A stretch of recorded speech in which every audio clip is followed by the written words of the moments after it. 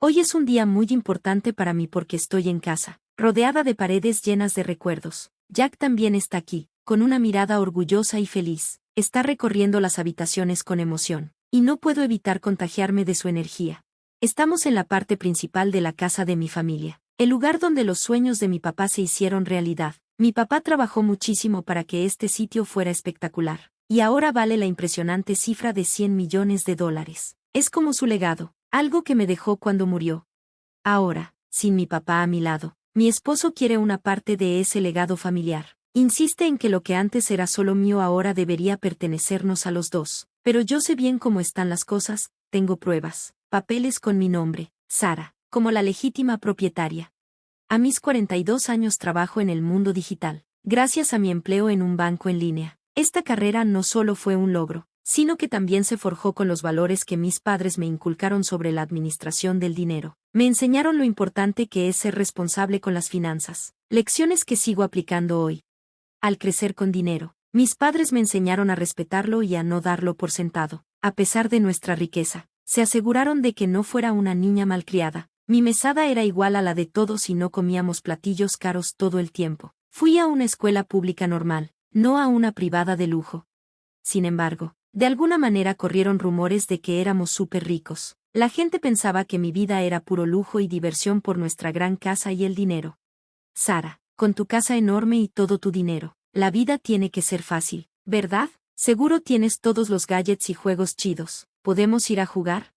La gente me hacía estas preguntas, creyendo que lo tenía todo, pero la verdad era que mi vida no era tan extravagante como pensaban. No tenía los juguetes nuevos ni las consolas más recientes, pero aún así asumían que sí. A veces, sentía que todos solo querían ser mis amigos por el dinero de mi familia.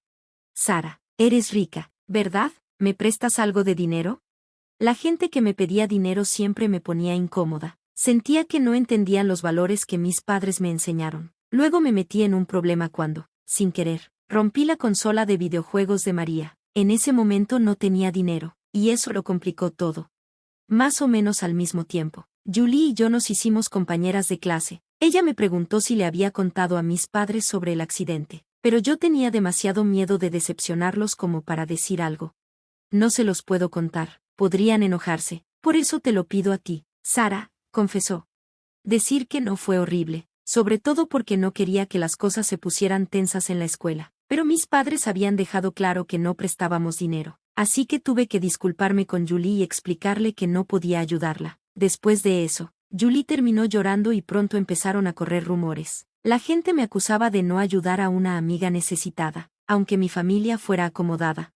Intenté explicar que no tenía un peso de más, pero no importó. Entonces María dijo algo que me dolió de verdad. Sugirió que me importaba más el dinero que la amistad. La situación empeoró cuando María y Julie comenzaron a difundir mentiras, diciendo que les debía dinero y me negaba a pagar por la consola rota.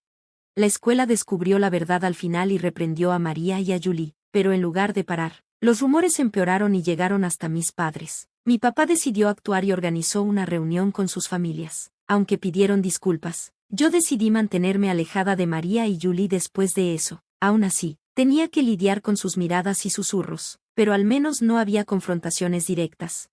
Durante la cena esa noche, mi papá compartió un consejo que me ha acompañado por años. Dijo que era importante mantener tu postura, sobre todo cuando se trata de dinero.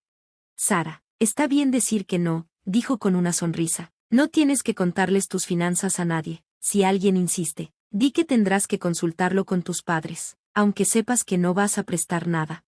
Esa lección sobre manejar el dinero con elegancia y firmeza se volvió muy importante para mí. Al crecer, fui más cuidadosa con las personas que dejaba entrar a mi vida, enfocándome en amistades basadas en el carácter, no en el dinero.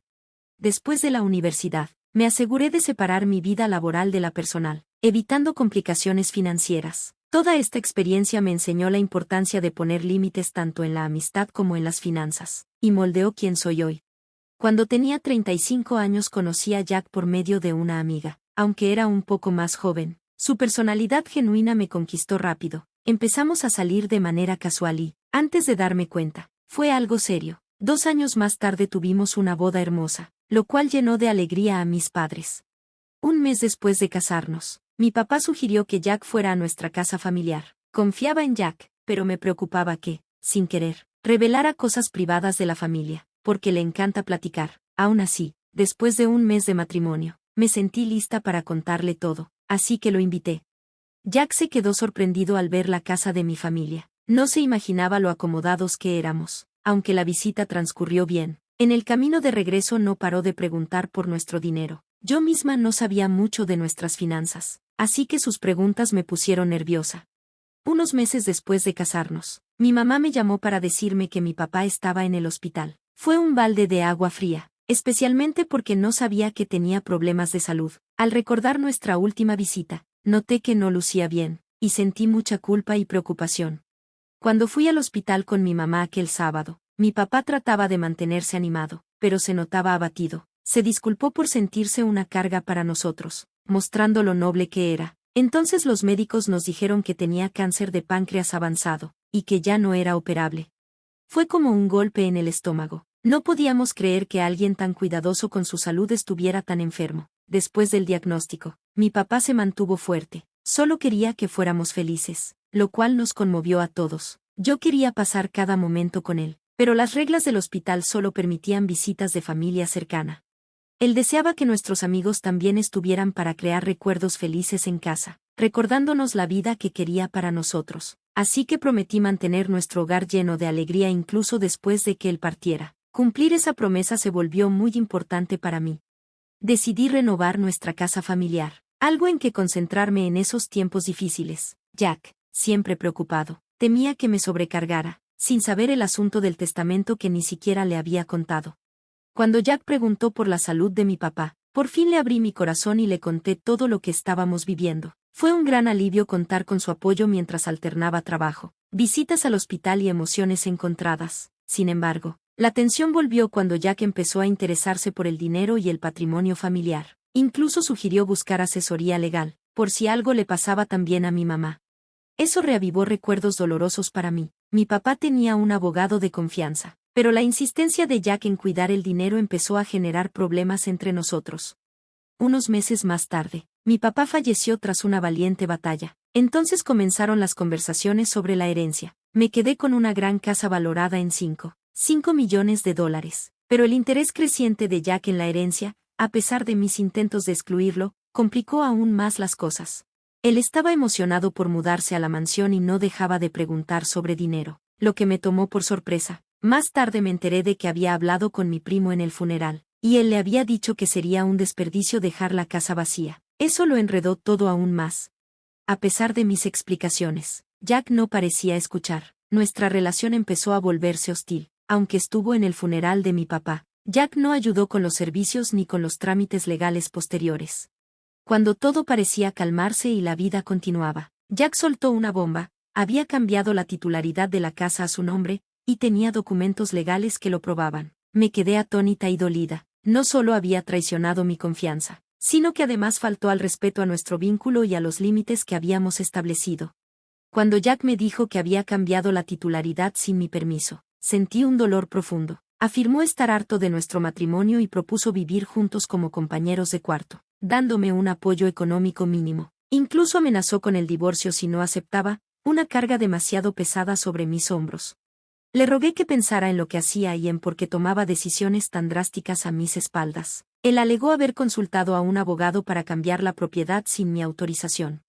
La situación llegó a tal punto que el divorcio ya parecía la única salida. Estaba desconsolada y perdida, sintiendo que debía alejarme de un hogar y una vida que había compartido con Jack. No entendía cómo el dinero podía haberlo transformado así.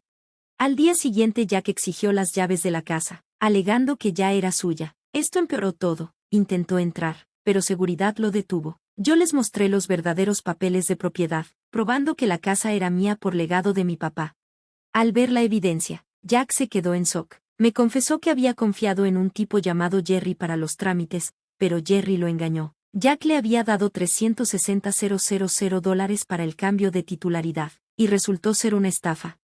Jack estaba furioso, intentaba comunicarse con Jerry, pero nunca respondía. Se enojó con él por haberlo estafado y luego volcó su rabia hacia mí, diciéndome que gastaba de más en cosas innecesarias. Hasta cuestionó si sabía cómo funcionaban las herencias. aunque Jack intentó enmendar las cosas y propuso darle otra oportunidad a nuestro matrimonio. La confianza ya estaba irreparable. Pedí al guardia de seguridad que lo acompañara fuera de la casa, cerrando un capítulo doloroso de mi vida. En los meses que siguieron, tuve tiempo de reflexionar. Comprendí la importancia de la honestidad y la confianza en una relación. Lo que pasó con Jack, todas esas mentiras y traiciones, me enseñó a no dejar que el dinero nuble mi juicio. En el primer memorial de mi papá, celebrado en nuestro templo familiar, Jack apareció sin avisar. Desde el divorcio, a él no le iba bien, no tenía trabajo ni estabilidad económica, y la gente en quien confiaba lo había defraudado. Estaba triste y perdido, contrastando con la solemnidad del acto, mientras intentaba disculparse entre lágrimas. Provocó un alboroto entre mis parientes. A pesar de su angustia, tuve que pedirle que se retirara y seguridad lo escoltó fuera. Fue un momento muy difícil, sobre todo en una ocasión tan solemne, dejándome con emociones encontradas pero con el firme deseo de seguir adelante y dejar el pasado atrás. Decidí que era hora de mudarme de la casa familiar, algo que llevaba tiempo planeando. Encontré un nuevo lugar y corté lazos definitivos con Jack. Mientras tanto, mi mamá y yo convertimos la propiedad en una villa de renta vacacional.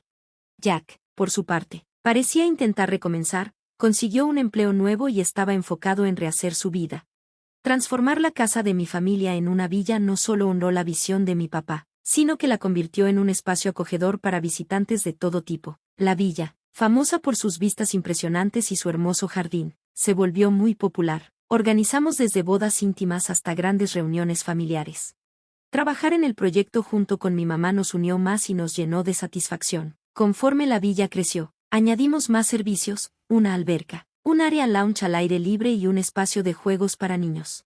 Nos comprometimos a ofrecer experiencias inolvidables a nuestros huéspedes, y valió la pena. La villa se consolidó como un destino de paz y diversión. Este proyecto no solo fue un negocio, significó hacer realidad el sueño de mi papá y crear recuerdos especiales para otros. Cuidar el jardín de la villa me llenaba de una felicidad profunda. Ver nuestro hogar familiar convertido en un lugar donde la gente se reúne, se divierte y crea memorias me enorgullecía. Podía imaginar a mi padre observando con orgullo lo que habíamos logrado, dando vida a su sueño. Esta aventura no solo cumplió su visión, sino que también nos brindó estabilidad económica y libertad. En el camino aprendí valiosas lecciones sobre la confianza, el dinero y la fortaleza para trazar mi propio rumbo, al margen de los desafíos del pasado. En este viaje de autodescubrimiento descubrí que enfrentar dificultades realmente puede hacernos más fuertes y decididos. Supe noticias de Jack por amigos, parecía que él también estaba recomponiendo su vida, con un trabajo significativo y aprendiendo de sus errores. Ver su progreso me dio paz, sabiendo que ambos avanzábamos y crecíamos. El sueño de mi padre se convirtió en motor de crecimiento, no solo para mi mamá y para mí, sino también para todos los que visitan la villa. Se volvió un espacio de alegría y celebración, un santuario para crear recuerdos duraderos. El éxito de la villa es prueba de la visión de mi papá, recordándonos el valor de la resiliencia y el trabajo duro. A través de esta aventura, creamos algo más que un lugar para hospedarse, un refugio de felicidad, un escenario de memorias y la demostración de que soñar en grande y esforzarse puede llevar a logros increíbles.